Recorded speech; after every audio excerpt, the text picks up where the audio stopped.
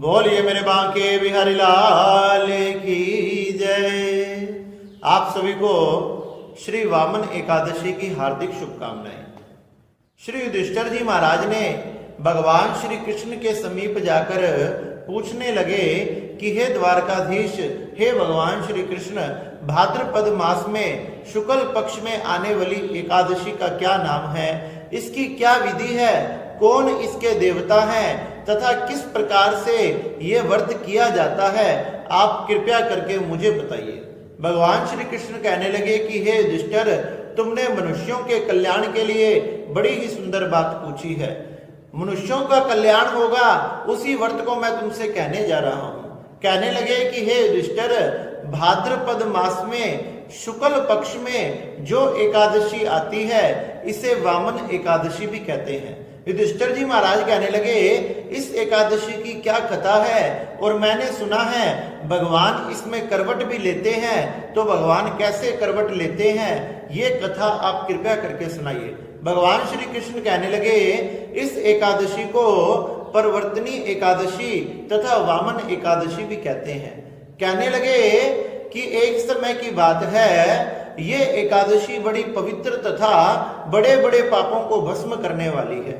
मनुष्यों ने अपने जीवन में जाने अनजाने में जितने भी पाप हुए हैं, इस एकादशी के व्रत करने मात्र से वे सारे पाप नष्ट हो जाते हैं। भगवान कहने लगे, त्रेता युग में जब राजा बलि ने जब त्रेता युग के प्रारंभ में जो दैत्यों के राजा थे, उन्होंने अपने गुरु शुक्राचार्य की आज्ञा से देवताओं पर आक्रमण किया। देवताओं पर जब उन्होंने आक्रमण किया तो सभी देवताओं को अमरावती से इंद्रलोक से निकाल दिया, और इंद्रलोक से निकालकर उस इंद्रलोक पर, उस अमरावती पर अपना राज्य स्थापित कर दिया।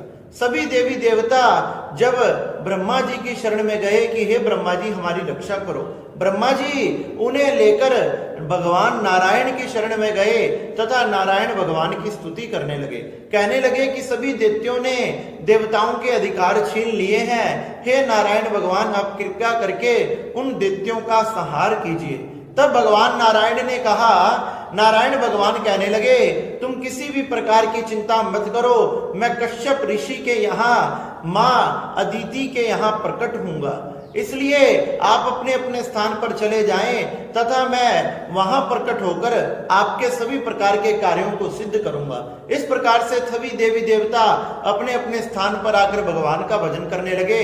और उधर शुक्राचार्य जी ने राजा बलि को बताया कि हे राजा बलि, तुम हमेशा के लिए अगर स्वर्ग में रहना चाहते हो और तुम यहाँ के अधिपति इंद्र आदि बनना चाहते हो तो तुमने 100 अश्वमेध यज्ञों को करना चाहिए। इस प्रकार से अपने गुरुदेव की आज्ञा से राजा बलि ने उन अश्वमेध यज्ञों को करना प्रारंभ कर दिया। जब 100वां यज्ञ करने लगे तो देवताओं की चिंता बढ़ने लगी। उधर कश्यप की पत्नी अदिति जी ने अपने पति के कहने से प्योव्रत धर्म को धारण किया। व्रत को धारण किया, नियमों का पालन किया तथा उन नियमों के पालन से भगवान ने प्रसन्न होकर मां अदिति के यहाँ प्रकट हो गए। भगवान बटुक ब्राह्मण के रूप में प्रकट हुए। भगवान के नन्हे नन्हे हाथ थे, छोटे छोटे पैर तथा भगवान की जो छवि थी वह बड़ी ही सुंदर थी। नाना प्रकार के ऋषियों ने, महात्माओं ने अलग अलग वस्तुएं उन्हें भेंट की। किसी ने यज्ञोपवीत भेंट किया, किसी ने छत्र भेंट किया, किसी ने खड़ाऊ भेंट की, किसी ने कमंडल पर भेंट किया। इस प्रकार से नाना प्रकार की वस्तुएं इन्हें भेंट की। जब वह अपने पिताजी के पास गए, गुरु जी के पास गए, तो उन्होंने आज्ञा दी कि हे वामन, हे बटुकधारी ब्राह्मण, तुम जाओ और राजा बलि 100वां अश्वमेध यज्ञ कर रहा है, उससे तीनों लोकों का राज वापिस ले आओ, जिससे देवता प्रसन्न हो जाएंगे। इस प्रकार से वामन भगवान अपने पिताजी तथा गुरुदेव की आज्ञा लेकर अब नर्मदा जी के किनारे पर जो राजा बलि 100वां अश्वमेध यज्ञ कर रहे थे वहां पहुंच गए। राजा बलि ने दूर से आते हुए छोटे से ब्राह्मण को देखा तो देखते ही राजा बलि बड़े प्रसन्न हो गए। उनके मन में मानो वात्सल्य भाव तथा अनेक प्रकार के भाव जागृत होने लगे तथा उनकी छवि को देखकर राजा बलि का मन खिंचने लगा। जब राजा बलि का मन खिंचने लगा तो वो अपनी पूजा पाठ से खड़े होकर उस ब्राह्मण के स्वागत के लिए खड़े हो गए। उस ब्राह्मण का विधि विधान से पूजा से स्वागत किया तथा कहने लगे कि हे ब्राह्मण देवता, आप कहां से आए हो, आप कहां रहते हो। वह बटुकधारी ब्राह्मण वामन भगवान कहने लगे, यह समस्त पृथ्वी कण कण में मैं विराजता हूं। वह राजा बलि सोचने लगे कि ब्राह्मण तो देवताओं से भी पूजित है, जैसे देवता कण कण में है वैसे ब्राह्मण भी कण कण में है। पूछने लगे कि तुम्हारे पिता कौन है, तुम्हारे माता कौन है। कहने लगे मेरा ना कोई माता है ना कोई मेरे पिता है। राजा बलि सोचने लगा बेचारा अनाथ होगा। राजा बलि के मन में दया आई। कहने लगे तुम्हारा नाथ कौन है। कहने लगे मेरा नाथ कोई नहीं है, मैं ही सबका नाथ हूं। राजा बलि सोचने लगे ये ब्राह्मण बड़ा भोला भाला है, आखिरकार ये सबके पूजनीय होते हैं। ब्राह्मण को देखकर राजा बलि कहने लगे आज आपके दर्शन करने मात्र से मेरे मन में ये आ रहा है कि मैं आपको कुछ प्रदान करूं। तो हे ब्राह्मण देवता, आपके मन में जो भी हो वो मुझसे मांग लो। ब्राह्मण देवता कहने लगे मांगना तो मैं कुछ नहीं चाहता था, लेकिन तुम्हारे बार बार कहने के बाद मैं केवल तुमसे 3 पग भूमि मांगना चाहता हूं। गुरुदेव शुक्राचार्य ने भगवान को पहचान लिया तथा राजा बलि को बार बार रोकने लगे, लेकिन राजा बलि ने एक ना मानी।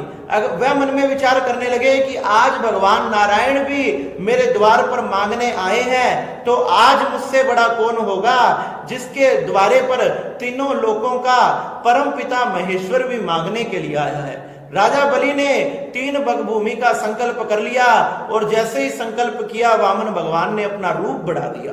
देखते ही देखते विराट रूप में प्रकट हो गए। कहने लगे कि राजा बता मैं पग भूमि को कैसे नापूं। भगवान राजा बलि ने कहा कि भगवान जैसे आपका मन हो वैसे ही आप नाप लो। भगवान ने पहले ही पग में पृथ्वी को और दूसरे लोक में स्वर्ग को नाप लिया। भगवान कहने लगे कि हे गरुड़, इस बलि को गरुड़ पाश में बांध लो, क्योंकि इसने अपना वचन पूरा नहीं किया।